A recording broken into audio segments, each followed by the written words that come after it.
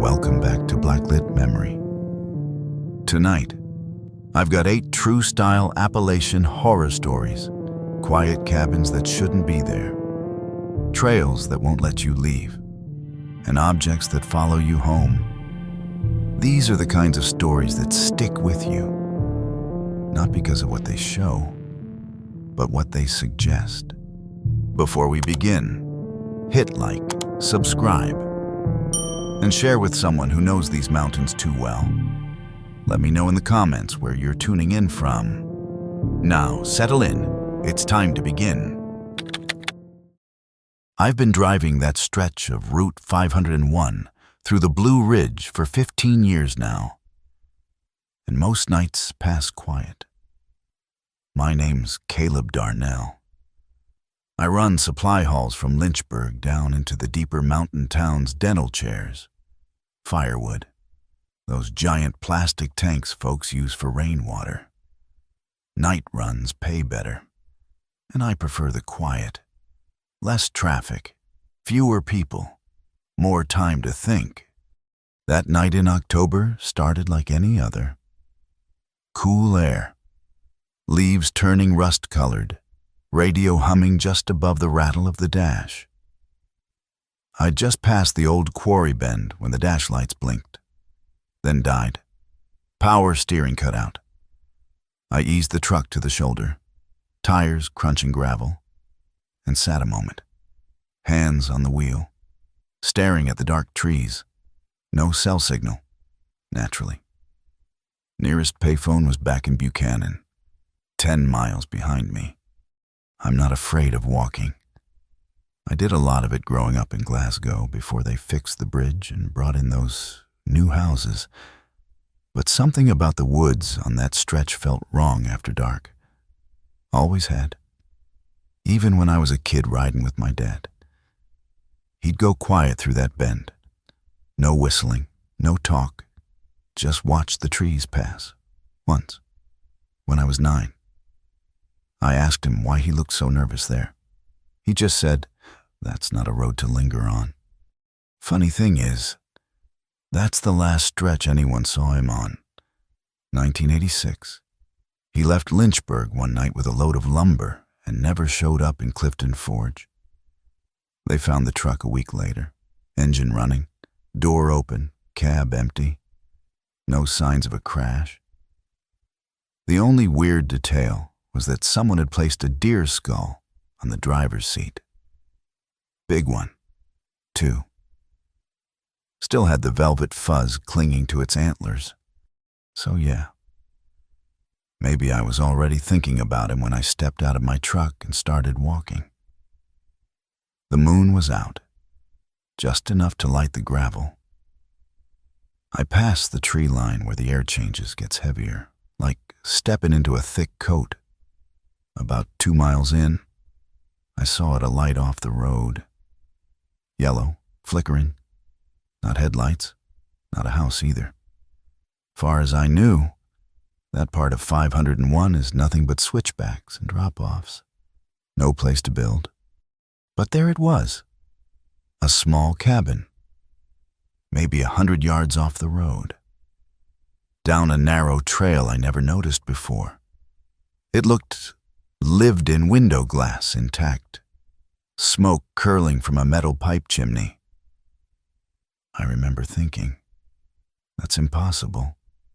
I've driven this road 100 times, never seen it. I figured someone must have built it recently. Off-grid types, maybe. Could be they'd let me use a phone or give me a ride. I followed the trail, stepping over old roots and broken branches. The closer I got, the quieter everything seemed. Even the bugs shut up. That's what stood out most. Total silence. No crickets, no owls, no wind, just the crunch of my boots. Then I noticed something else. Each tree along the trail had something nailed to it. Bits of cloth, red, weathered, fraying at the edges. Dozens of them, tied or stapled or tacked in neat little knots. The cabin door was cracked open. I knocked once, twice. No answer. I pushed it open slow. Inside. It was warm, too warm for a place with no power. A wood stove glowed in the corner, embers still red. The place was tidy. 1 table, 2 chairs, a cot in the back. Everything old but clean. And on the wall above the table was a photo. My father, sitting in that same chair, smiling, holding a mug I recognized from our old house. There was no mistaking it. Same flannel shirt he wore in the last picture we had of him. I stepped back, heart hammering. That photo, it couldn't exist. And yet, here it was, framed and hung like a family keepsake. That's when I noticed the second mug on the table, still steaming. And the door behind me slowly creaked shut. I turned fast, grabbed the knob, and yanked, but the door wouldn't open. It wasn't locked, just wouldn't move, like something heavy pressed from the outside. I didn't want to panic, but my chest started to tighten. The air inside felt thicker now, the kind of heat that makes you dizzy, like standing too close to a bonfire. I called out, "Hello, is anyone here?" But even my voice sounded off, like it got swallowed by the walls. Then I heard movement. Not footsteps, a shifting, dragging sound from the back of the cabin. Behind the thin curtain near the cot, I froze. It was slow, deliberate, like someone sliding something heavy across the floorboards. I couldn't move. My feet were locked, eyes on that curtain. And then it stopped. The silence was worse. My pulse thudded in my ears. I backed toward the table, reaching for something, anything to use as a weapon. My fingers wrapped around the handle of the steaming mug. I lifted it. Still warm, still full. I sniffed it. Coffee, black. My father drank it the same way. No sugar, no cream. My hands shook. It couldn't be. This place couldn't be real. Then a voice spoke low, like gravel shifting under a tire. "Sit, son." It didn't come from behind the curtain. It came from everywhere. The walls, the floor, the stove, like the cabin itself had a throat. I turned in a slow circle. No one was there. Just the table, the chairs, the photo of my father, and something new. The second chair was no longer empty. There was a figure sitting there. Same posture as in the photo. Head tilted just so. One hand on the table. I couldn't see the face, it was blurred, like looking through fogged glass.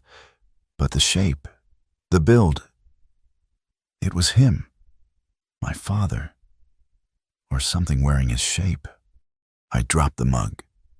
It hit the floor and rolled under the cot. The figure didn't move, didn't blink, just sat, like it had been waiting. I stepped back and slammed into the stove, sending a cloud of ash into the air. That broke whatever hold I was under. I lunged for the door again. This time, it flew open like it had never been stuck at all. I ran, didn't look back. The trees blurred past, the trail twisting underfoot. I tripped once, scraped my palm raw on gravel, but kept going. When I reached the truck, I jumped in and slammed the door. The dash lights flicked on. Engine turned over on the first try. I didn't stop until I hit a gas station in Natural Bridge. Didn't even check the rear view. Just sat in the cab, hands gripping the wheel so hard my knuckles ached. I told the clerk I'd broken down back on 501. He frowned. "Ain't no cabins out there," he said. "Not since that fire years back. Old hunting shack went up. Guy burned inside. They never found all the bones." I asked him when. He said 1986. I didn't answer, just nodded and bought a water. My hands were still shaking. I went home after that, called off the rest of the week, told dispatch I was sick for 3 nights. I couldn't sleep. Every time I closed my eyes, I saw the mug, the photo, the red cloths in the trees. On the 4th night, I went to burn my father's old things flannel shirt, tools, boots, but the box was empty. I never found the photo again, but I still have the mug. It showed up on my kitchen counter the next morning, full of black coffee, still warm. I didn't come out here to find anything strange. I came to forget. 3 months ago, I lost a baby I never got to hold. No one really talks about that part, how quiet the world gets afterward. Like even the trees know you're empty. So I packed up my gear, told no one, and drove south toward the shining rock wilderness. I figured if I could be alone under enough sky, maybe I'd start to feel something again.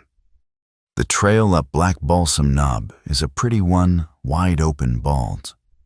Blue ridges rolling into mist.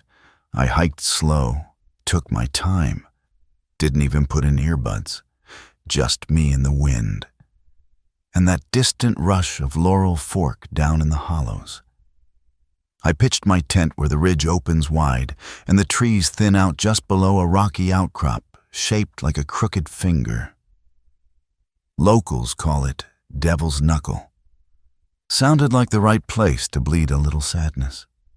The first night passed quiet, and I slept deeper than I had in weeks. But the second morning, I found something hanging from a branch just a few steps from my tent. It was small, delicate. A bundle of tiny bones tied with red thread, swaying gently. At first, I thought it was a bird ornament or some trail art.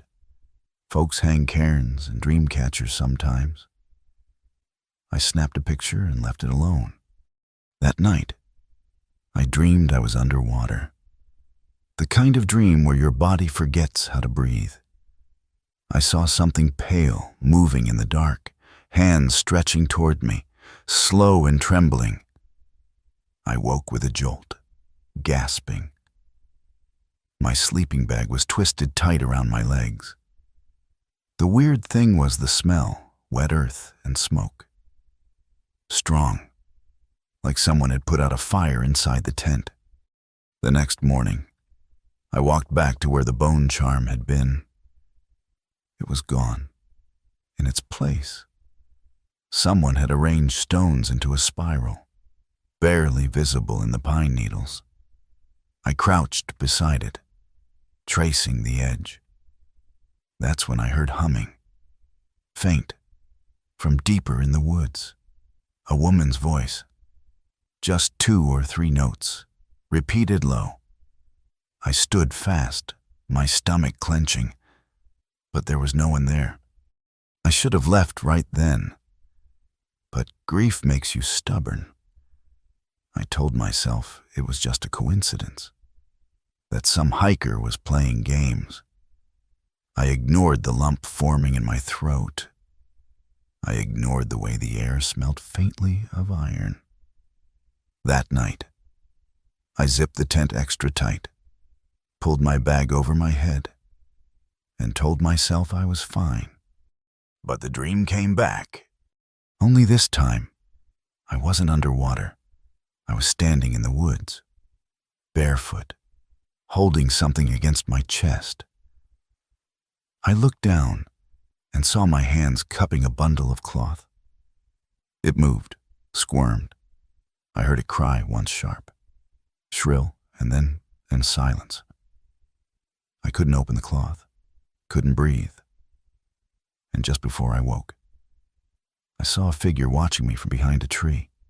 Long dark hair, bare feet, face turned away.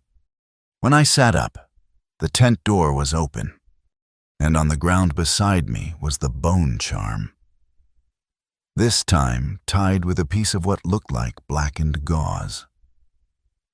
I reached for it, slow, careful, and my fingers brushed something slick. Blood, not old, still tacky. I checked myself for cuts. Nothing. My heart pounded so hard I thought it might break through my ribs. And then I noticed the whisper, not in my ears, in my stomach. Something inside me said, "Don't bury it yet." I don't pack up. I don't run. I just sit there in the tent with my legs curled to my chest, the bone charm in my hand, and that whisper rattling somewhere behind my ribs. Don't bury it yet. I repeat it under my breath like a prayer. Even though I don't understand it, I should be terrified. But what I feel is closer to sorrow, like something just below the skin of this place is grieving with me.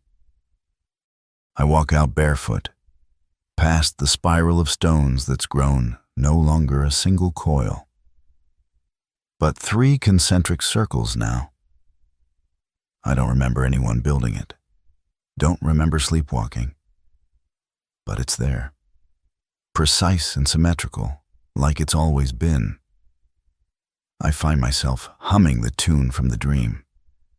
3 notes, simple, almost childish, when I realize what I'm doing. I stop cold. Around the ridge, mist clings low to the grass. I follow instinct, not trail. Something tugs behind the eyes, pulling me west, past Devil's Knuckle, through a gully thick with laurel. At the base of an old pine burned down the middle. Dead but still standing, I find a hollow space. Inside, wrapped in the same black gauze, is a second bone charm. This one's larger, and it's warm, like it's just been held. My breath catches. I know this is a place of offerings, though I couldn't say how. I lay my charm beside it. The 2 sit like twins. And suddenly, I know this is not a warning. It's a tether. A call not to run, but to return. Something in this forest has been calling the grief out of me, shaping it with thread and bone. I head back to camp, and everything feels quieter. No more humming, no more scent of blood, just wind and the hiss of needles underfoot.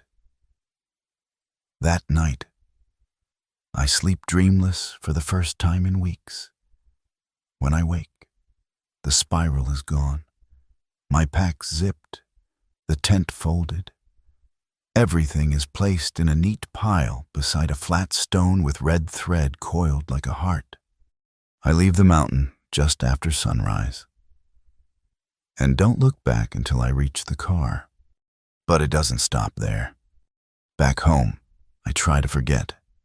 I clean, I cook, I return to work. People ask how the trip was. I lie, say it was beautiful, say I slept well. But I can still hear the whisper sometimes, especially in early morning. Before the sun lifts, I still dream of forests I've never seen, trees with faces, stones shaped like tiny cradles. And then there's the charm. I never brought it back, I'm sure of that. But 2 nights ago, I found it hanging above the crib we never got to fill. Same bones, same thread. Except now, the thread has unraveled just a little, like something's waiting to be finished. name's Mark Talley. I've been with the Forest Service for going on 9 years now, mostly trail inspections and lost hikers. The usual. I know these woods better than my own backyard. And I trust my instincts out here more than I trust people. But there's one stretch deep in George Washington National Forest I never liked. Not because of the terrain, but because it feels unfinished. Like the land forgot what it was supposed to be. That's where the report came from. 2 20-something hikers, brothers, went off trail near the old Bell Creek Loop. They sent one photo, just trees and a busted shed, then stopped responding. No calls, no pings, nothing. Their car was still in the lot 3 days later. Dispatch flagged it as another routine search. I geared up and headed out solo, figuring I'd find them camped off-grid. Phone's dead, maybe embarrassed. What struck me first was the quiet. Most places in the forest hum wind, insects, bird chatter, but here nothing, dead air. Like sound itself didn't want to hang around. I hiked 3 miles in before I found the clearing. There was the old shed from the photo, half collapsed, leaning like a drunk against the tree line. No footprints, no trash, no gear, just the shed. And the singing. It was faint. A child's voice. One phrase, over and over.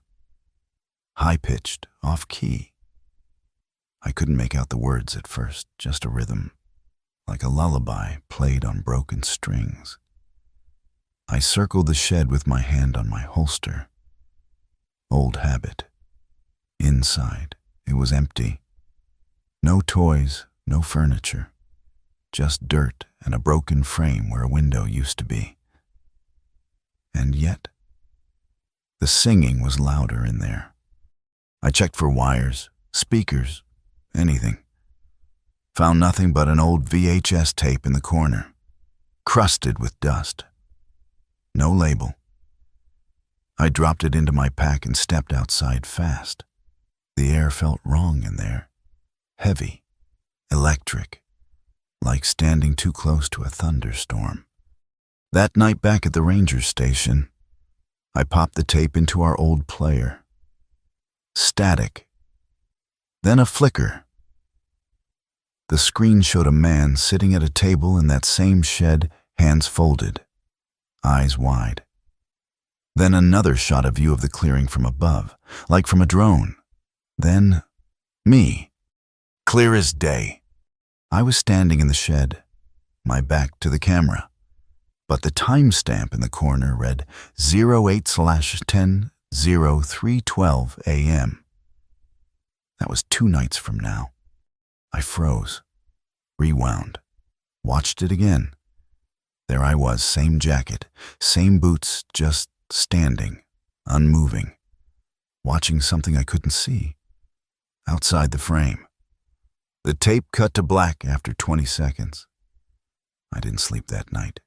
Just sat at my desk, listening for that damn singing in the hallway. I should have reported the tape. Should have sent it to HQ, logged it in, marked it as evidence. But I didn't. I just rewound it and watched again. Over and over, like if I stared hard enough I could make it make sense. The timestamp didn't change. Always August 10th, always 3:12 a.m. The shed. Me, frozen. I told myself it was some kind of prank, a deep fake, maybe. Except no one knew where I'd be, and no one had a drone in that area. I hadn't even told dispatch I was going to Bell Creek. It was an off-record check. So either someone had been watching me for a long time, or something else was at play.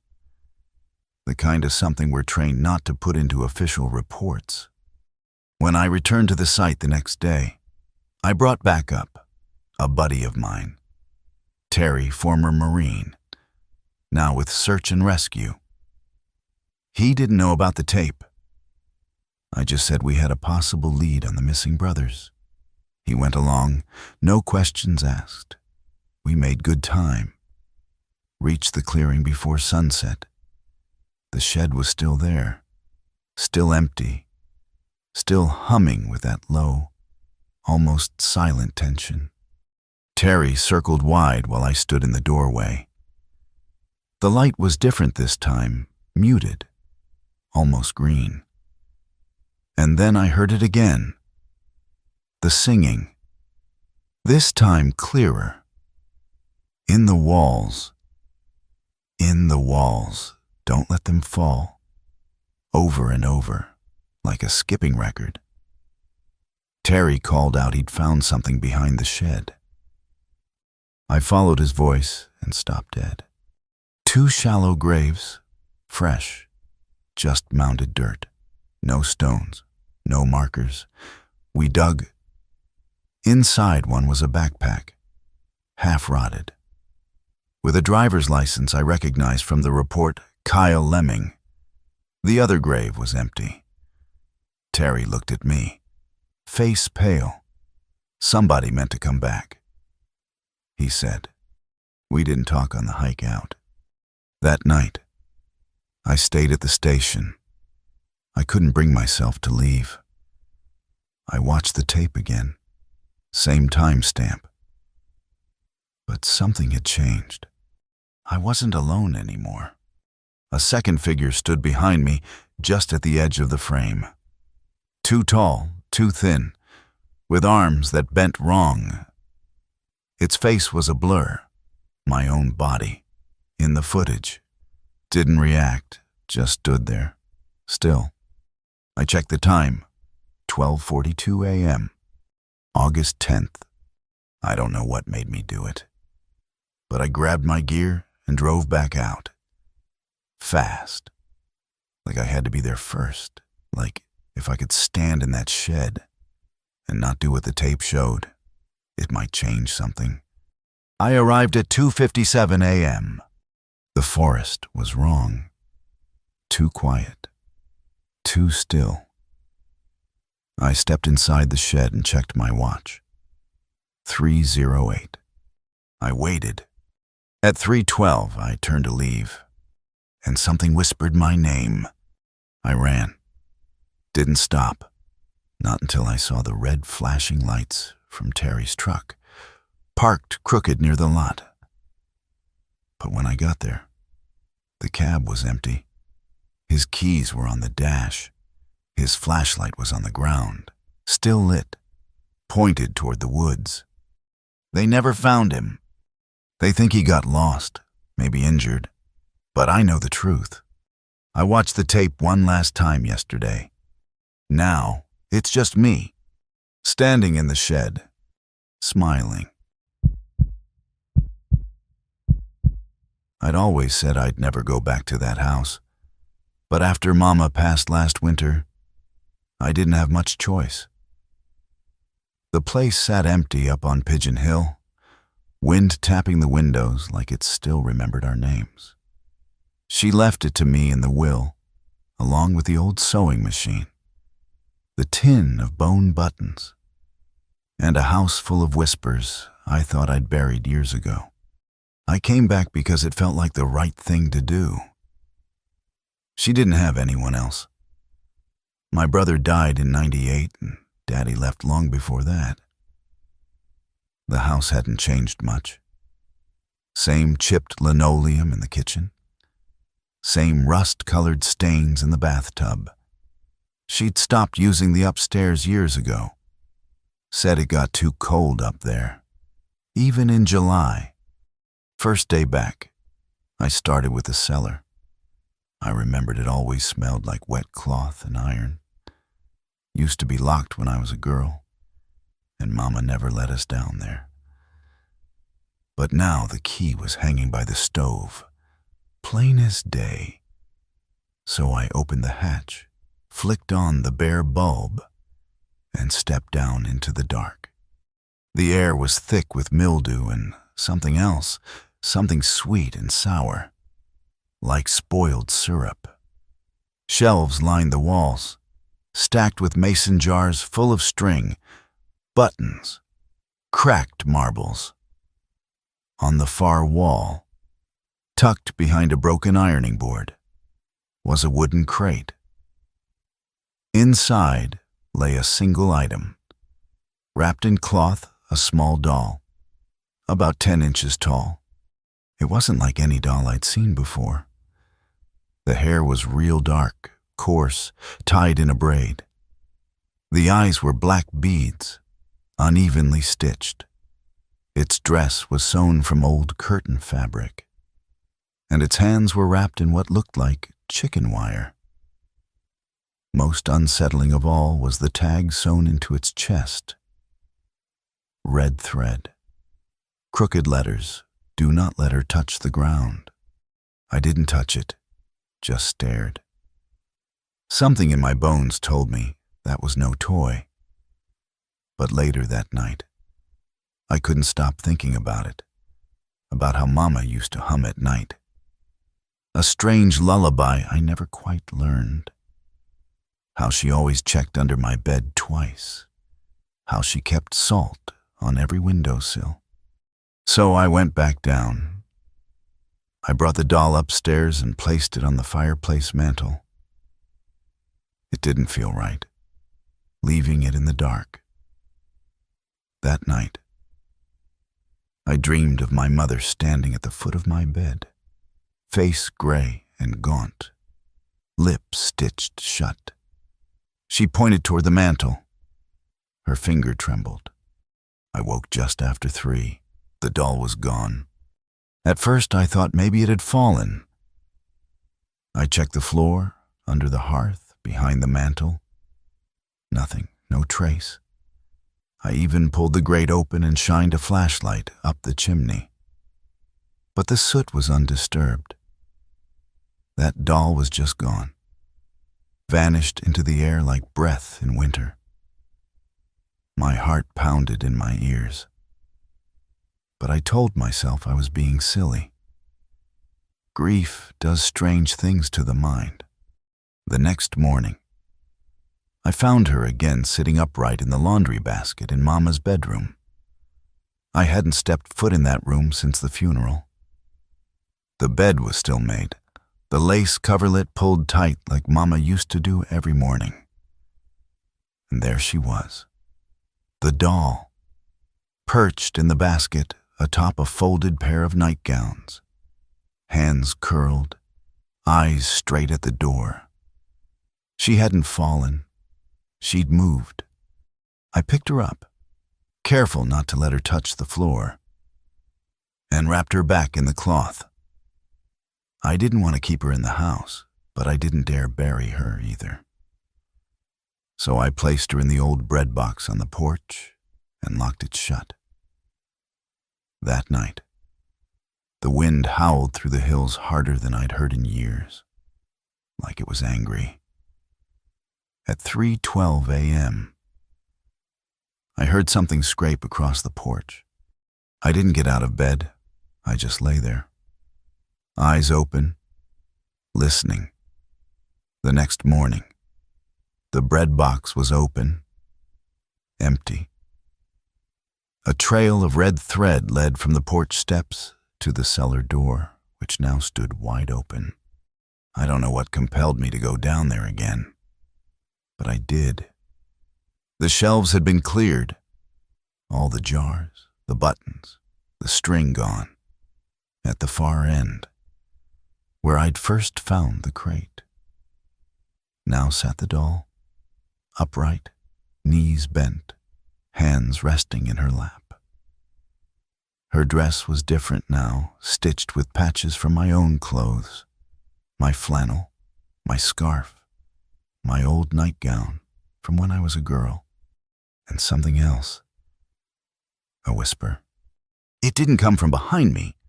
It came from beneath me. She doesn't want to be alone anymore. I slammed the cellar door shut and nailed it shut with boards from the barn. That night, I slept in the truck with the windows rolled up and the dome light on.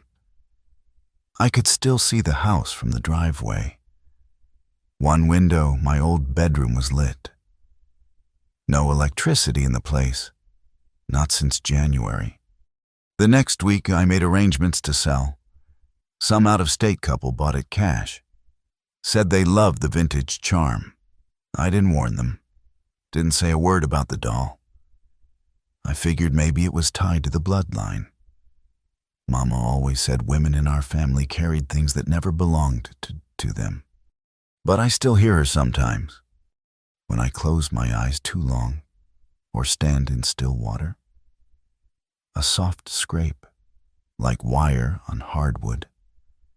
A whisper stitched with my mother's voice. She's just looking for a lap.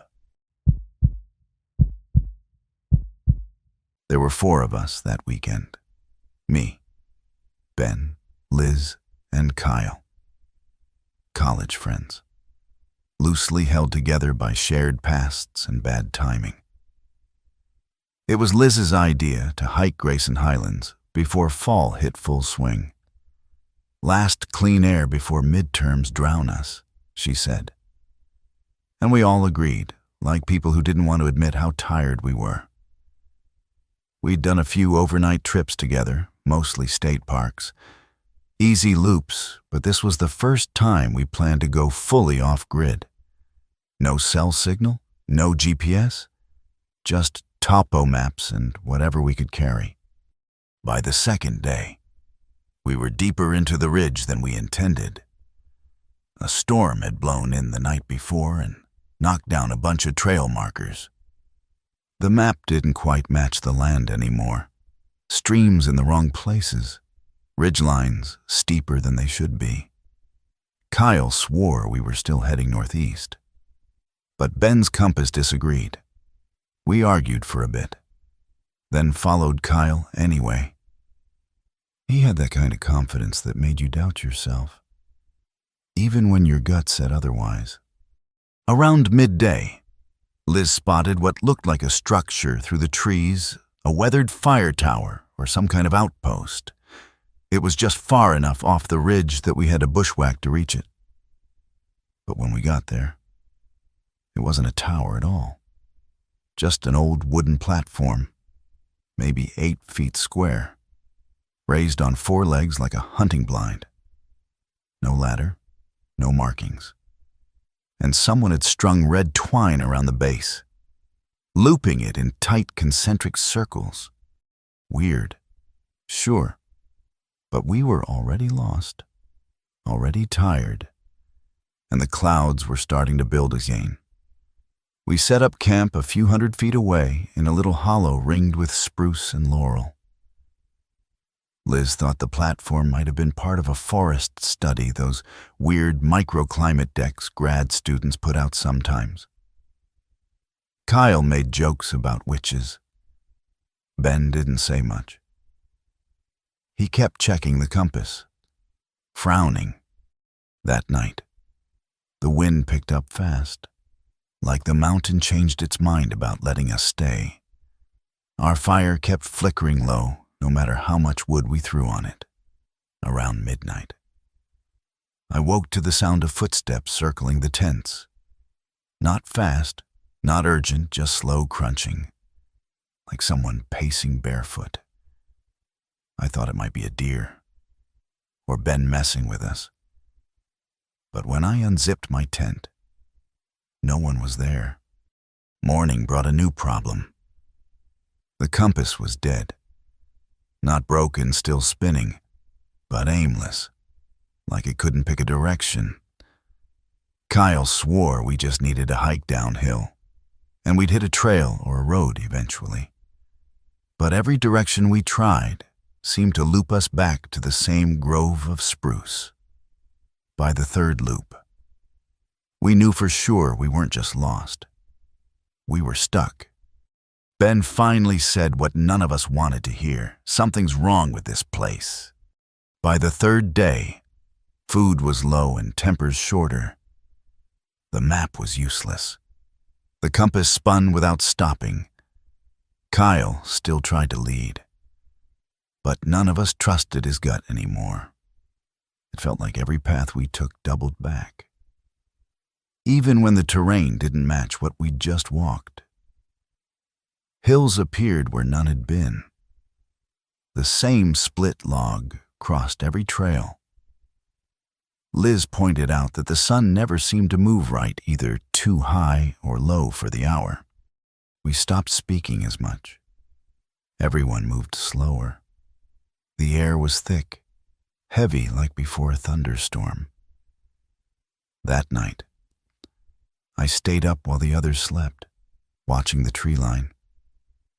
Just after midnight, I saw a light dim, flickering orange, like a lantern swaying far off between the trees. I nudged Ben awake, and we both stared. It was there, moving. Then it vanished. He wanted to follow it, said it might be help. I told him it was a trap. The words came out sharper than I meant, but I meant them. Still, when I woke the next morning, Ben was gone. His tent was zipped, pack untouched, boots missing. We found no tracks, no sign of struggle. Just the woods. Liz cried. Kyle went silent. I wanted to scream. Instead, I followed the red twine back to that wooden platform. Something about it itched behind my teeth. The twine was tighter now, cleaner, as if someone had rewrapped it while we weren't watching. That night, it rained. Hard. We huddled in the same tent, listening to the storm tear through the trees. I swore I heard voices in the downpour, Ben's voice, calling for help. Liz did too. We almost ran out there, but Kyle held us back. He had his arm across the zipper like a deadbolt. "That's not him," he whispered. By morning, the rain stopped. So did Liz's breathing. She never woke up. No bruises, no signs of illness, just gone. Kyle dug a shallow grave with a camp pot. I helped, but I couldn't stop shaking. After we covered her body with stones, we sat in silence until nightfall. That was the last time I saw him. I woke to an empty tent. No Kyle, no sound. Just a length of red twine, coiled neatly where his sleeping bag had been. I hiked alone for hours, days, maybe. Time bled. My throat ached with thirst. I followed the wind, the slope of the land, the memory of things. Eventually, I staggered out onto a service road near the edge of the park. I told the rangers what I could. They searched for a week. Never found Ben, never found Kyle. And Liz, well, her grave wasn't there when they looked. They asked if I was sure about the spot. I was, but the woods, they shift. Sometimes I hear them calling. Sometimes I still feel twine in my hands when I wake. You see a ring on your neck after a night in the woods, the old man said. You get out, fast. You don't sleep again out there. Not ever. I didn't laugh. He looked too serious for jokes. We were sitting on opposite ends of a diner booth in Burnsville, steam rising from chipped mugs. His name was Lou. Said he used to be a trail guide in the Silo Knob area before he got marked. I'd met him by chance, asking locals about strange stories for a feature I was writing on forgotten mountain lore. Most folks gave me the usual ghost trains, cave lights, Cherokee warnings. But Lou leaned in close and whispered about something he called Matt Rung. The Forest Eye. My name's Darren Pike. 40, divorced. a freelance journalist who scrapes by chasing stories no one else will touch. Appalachian superstitions, deep holler faith healers, Cold War bunkers that never existed if it smells weird and sounds old. I'm probably already halfway there. I'd come to CeeLo looking for a different story, something about old bootlegger tunnels, but Lou's tale of the mat rung hooked me.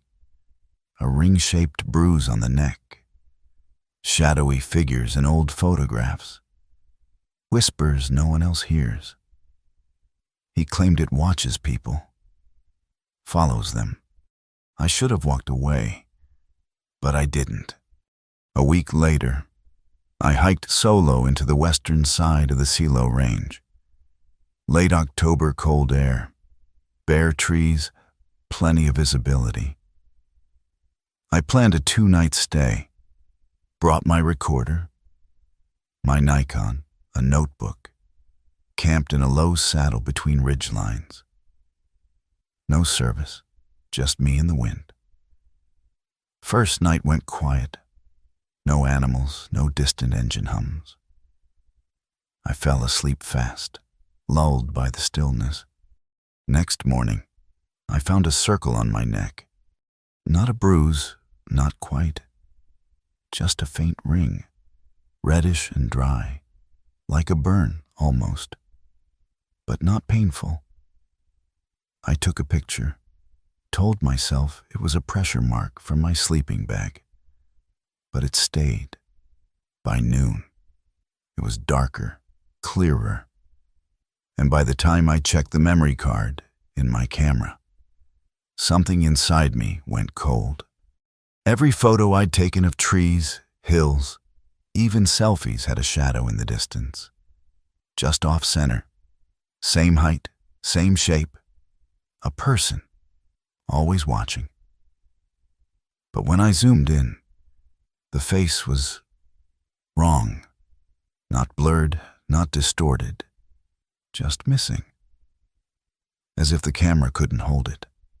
I packed fast, but by the time I got back to the trailhead, the sun was low and fog had rolled in. The GPS glitched. The trail markers looked different. The same bent pine appeared 3 times. I felt watched, not followed, watched. My head throbbed like I'd been underwater too long, and every time I stopped walking, I thought I heard breath behind me. When I finally stumbled out onto gravel near a service road, it was near midnight. I slept in the back seat of my car, didn't dare drive, too shaken next morning. The ring on my neck had turned black. And when I opened my camera to delete the photos, I found one I didn't take. Me, standing in the woods, eyes closed, and something behind me. Just a hand thin, too long, resting gently on my shoulder. I showed the photo to a friend who teaches digital forensics at UNC. She studied it under 6 filters, said the data embedded in the image didn't match my camera's specs. It's like something else took it, she muttered. Then paused. You weren't standing still long enough for this kind of clarity. Look at your posture. This wasn't a selfie. You were posed. I didn't sleep that night. I left the lights on. Every time I closed my eyes, I felt that phantom weight again, a hand on my shoulder. Cold and patient. Lou stopped returning my calls. When I drove back to Burnsville to find him, the waitress at the diner just shook her head. Moved on, she said. Didn't say goodbye. I checked his old cabin empty. The door was unlocked. The mattress still warm. On the wall above the bed, a single Polaroid was pinned with a rusted nail. It showed the woods behind CeeLo Knob, wide open and full of fog. But in the middle stood a figure in my coat. My posture, my stance.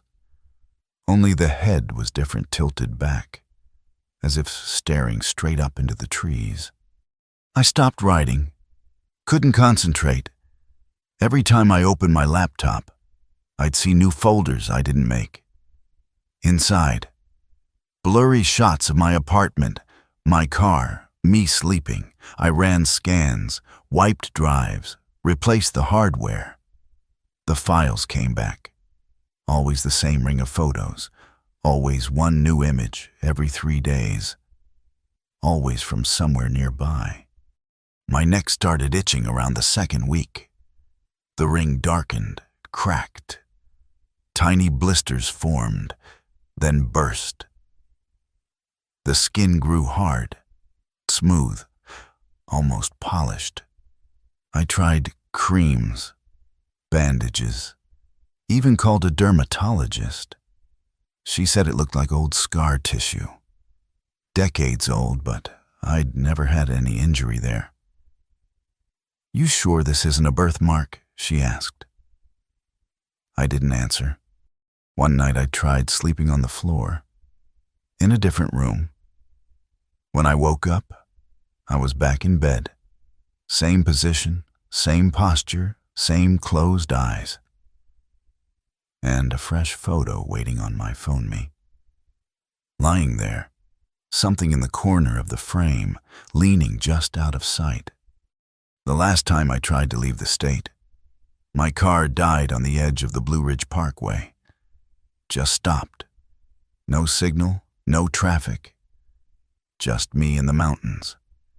I got out to check the engine and caught sight of something in the tree line. Not moving, just there. Tall, bent at the middle. Watching. I left the car, walked back 6 miles to the nearest town. Haven't tried leaving since. Now I live in the attic of a friend's place in Asheville. I don't go out much. I've covered every mirror in the house. But sometimes I still catch glimpses in the reflection of windows. A long hand resting gently on my shoulder. And always, always behind me. The mark on my neck is still there. And every month, a new photo appears on my desk, printed. Not digital, always the same angle, same subject. Me. Eyes closed, smiling. I still remember the exact curve of the trail where it happened, the narrow one just past the overhang, where the ground turned slick from the runoff even in dry weather. 2 summers ago, a boy fell there, slipped on the edge and tumbled 20 feet down the slope. I was the ranger on duty that day. I found him broken, but breathing. Limbs twisted like a puppet dropped mid-step. He made it, thank God, but barely. We airlifted him out before noon. It was ruled an accident, nothing more. But something never sat right with me. His mother came up to me afterward, eyes wide with that hollow kind of grief. She asked if I'd seen her. I asked who. She wouldn't say, just shook her head and said, "He said she pushed him." But there was no one there. That stuck with me, especially when I started hearing other things, quiet stories from hikers about shadows on the ridgeline. One said they saw a woman without a face. Another claimed the trail changed behind them. My name's Naomi Ellis.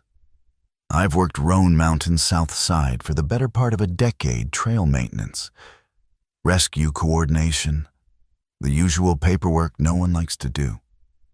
I know every ridge, every bend, every switchback. But I came back to that trail last month for a different reason. That boy's mother sent me a letter handwritten. No return address. She said he'd started sleepwalking.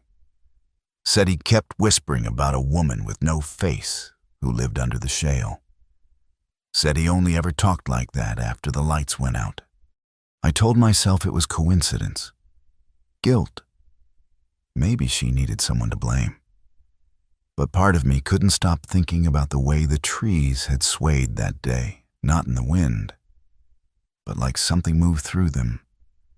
I had to go back, alone. No backup, no radio. I just wanted to see it again. Prove to myself there was nothing there, nothing following me. I started early, before sunrise, hiking the same route I'd taken during the rescue. The forest was cool, mist rising like breath between the trunks. Everything looked the same but older, more worn. The overhang still loomed above the trail like a heavy brow. I stopped at the edge where he'd slipped, knelt down. No loose rock, no bad roots, just a straight drop. That's when I saw the footprints, small, bare, pressed into the slope just below the edge, like someone had been standing there in the mud, facing the void. But here's the part that made my stomach turn. They didn't lead away. No steps downhill, no marks up, just two perfect impressions. And then nothing, like the person had been lifted off the ground. I stood, brushing dirt from my hands, and turned to leave. But I heard it. My name, whispered low, from behind me. I spun around so fast I nearly lost my footing. My boot slipped an inch on the damp shale, but I caught myself. The trail behind me was empty, just branches, mist, and that low hanging hush of mountain woods when the sun hasn't yet burned through the trees. No wind, no squirrels, no bird song. Just that silence that feels thick, pressed in close. I said my name out loud, just to hear it in my own voice, just to own it. But the second it left my mouth, I heard it again. The same name, the same tone, my tone, but not from me. From the trees behind me, a perfect echo, maybe 2 seconds behind. Not bounced off stone or trail, but whispered. From the wrong place. Too close. The sound unraveled something inside me. I've done backcountry search and rescue. Bushwhacked through moonless nights, patched up half-frozen hikers. But this was different. This felt personal. Like something in the woods had learned the shape of me. And now it was seeing if I noticed. I told myself to keep moving. Put one boot in front of the other. Walk. Don't listen. Don't stop. But it followed. Every 20, 30 feet. It would whisper again. My name. Not louder, not closer, just clearer. Like whatever was saying, it was moving in sync with me. Like we were connected by something I couldn't see. I started walking faster. The trail began to blur around me, not literally, not in the eyes, but in the sense of it. Like I didn't trust it to stay still anymore. When I reached the flatter stretch before the parking loop, I almost cried. My legs ached. My heart wouldn't slow. The whispers had stopped. But the air still felt shaped, like someone had exhaled just over my shoulder. I made it back to the ranger cabin around 4 p.m., pale and shaking. Sat in the truck for a full hour before I could convince myself to unlock the door and go in. I wasn't cold, but I was shivering. I took off my boots, washed my face, and tried to write it all down in the station logbook. But my hands wouldn't stay steady enough. So I opened my pack, looking for my field journal, and found something I didn't recognize. A recorder. Not mine, not issued. Old tape, not digital. The kind I hadn't seen since training school. covered in a fine layer of dust. But the inside was clean, like it had been used recently. I turned it over once, twice. No tag, no markings. I pressed play. At first, just static. Then, my voice. Calm, clear, slightly deeper, as if I were speaking slower. But it was undeniably me. I'm still down there. That's all it said. I dropped the recorder. It bounced once on the hardwood floor, clattered under the bunk. I left it there. Couldn't bring myself to touch it again. That night, I didn't sleep in the cabin. I slept in the truck, motor running, dome light on, locked from the inside. Every time I closed my eyes, I saw myself standing at the edge of that trail, barefoot, silent, with something behind me, a hand, maybe, reaching. Weeks have passed. I still hear the echo sometimes, my voice. Calling out in empty hallways, forested edges, or even in the static of the radio. I switched patrol routes, refused to go near the shale drop. I didn't tell my supervisor why, just said it didn't feel right. He didn't push. I don't hike alone anymore. And I don't speak my name out loud, not where trees can hear it. Because I'm starting to believe there's a version of me, still out there, trapped beneath the shale, whispering, waiting for me to answer back. The bell is old, rusted all the way through, like it's been buried in damp clay for decades. It fits in my palm, maybe a little smaller, with a clapper that looks like it shouldn't be holding on, but somehow does. The metal has this reddish hue, not just rust, but deeper, like dried blood under chipped enamel.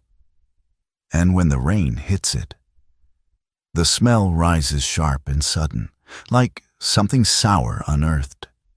I found it tangled in roots behind the cabin, where the brush grows so thick the sunlight gives up trying. There's a split oak there dead down the middle, hollow as a throat, and the bell was wedged between two roots, like it had been fed into the tree and then spat back out. I was clearing vines when my glove scraped against it, pulled it out, cleaned it with an old rag. Should have tossed it, didn't. My name's Hank Baylor. Been living alone on this slope near Fontana Lake going on 22 years now. Carpenter, mostly. I build sheds, porches, sometimes coffins for the local funeral home when they don't want to order out. I came here after my wife passed. We were building this cabin together when the cancer took her.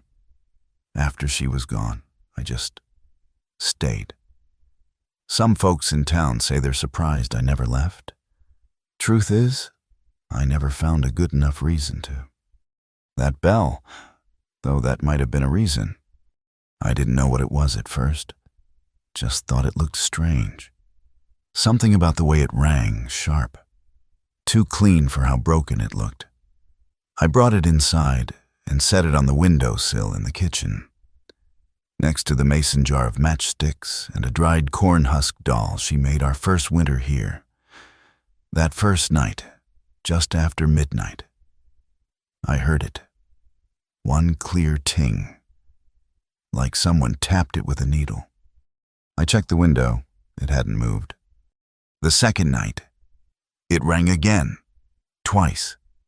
The third night, 3 times, always at the same minute.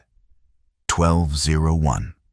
On the dot, no wind, no vibration from the fridge, nothing else in the cabin moved. I tried moving it into the pantry, then into the basement, then wrapped it in rags and put it in a tin.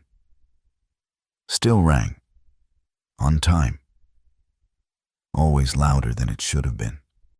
Then came the dreams. My wife, standing barefoot on the porch, looking toward the woods. not at me. Her arms crossed over her stomach like she's holding something in. And every time I try to speak to her, she lifts one hand and points behind me, toward the window. On the 6th night, the bell rang 6 times, and in the morning there were footprints in the dirt outside the kitchen door.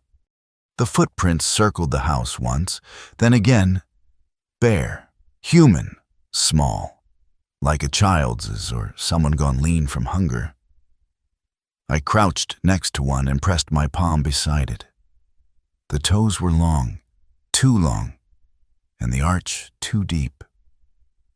The prints led from the tree line up to the window, and stopped. No return path, no drag, no scuff, no disturbance in the wet leaves, just came and vanished. I followed them back with my shotgun, boots soft on the morning frost. The forest was still. No birds, no rustle, just the creak of old wood and my own breath. I walked the perimeter, checked for signs, nothing. But the smell was there again, like rusted iron under fresh bark, the kind that comes up from the dirt, not down from the air. That night, I didn't wait for the bell. I locked every door, every window, and shoved furniture in front of the back hatch. I wrapped the bell in linen and duct tape, then buried it in a bucket 5 feet behind the tool shed. Still, at 12:01, I heard it. Clear. 7 perfect rings, coming not from the window, but from under the floorboards. I stayed up till dawn, boots on, shotgun resting across my knees.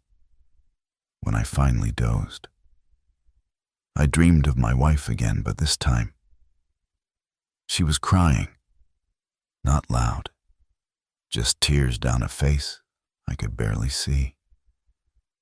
She mouthed something over and over. I couldn't hear the words, but I knew what they were. It's not after you. I called my son that afternoon. Jason lives 2 counties east, has 2 boys of his own. We haven't always been close, but lately, he checks in more.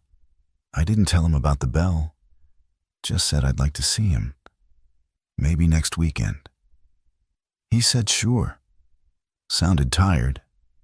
Before he hung up, he said, "I've been dreaming about Mom a lot. She keeps pointing at something."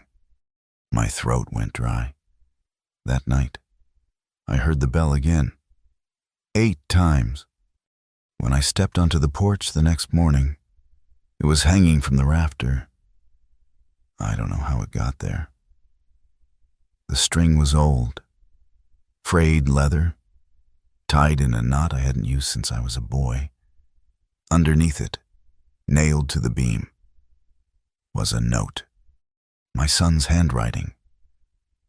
I saw him in the mirror. No return address, no message, just that. I called, no answer. I drove out to his place an hour on mountain roads, winding through fog and light drizzle. The front door was open. The living room was a wreck. Not burglarized, just broken. Torn furniture, cracked photo frames, books open to the middle and stacked in towers. Jason's boots were by the door, keys on the counter, truck in the driveway. He was gone. Sheriff filed it as missing. No signs of foul play. They found no trail, no struggle. The only thing out of place, a small rusted bell, sitting on the mantel, identical to mine. They bagged it as evidence. I didn't tell them what it was, didn't tell them what it meant. I just went home. It's been 3 nights since then. The bell rings now at 12:01 sharp, 9 times. And in my dreams, my wife has stopped pointing. She's just standing there, holding something swaddled in her arms, rocking back and forth, and crying.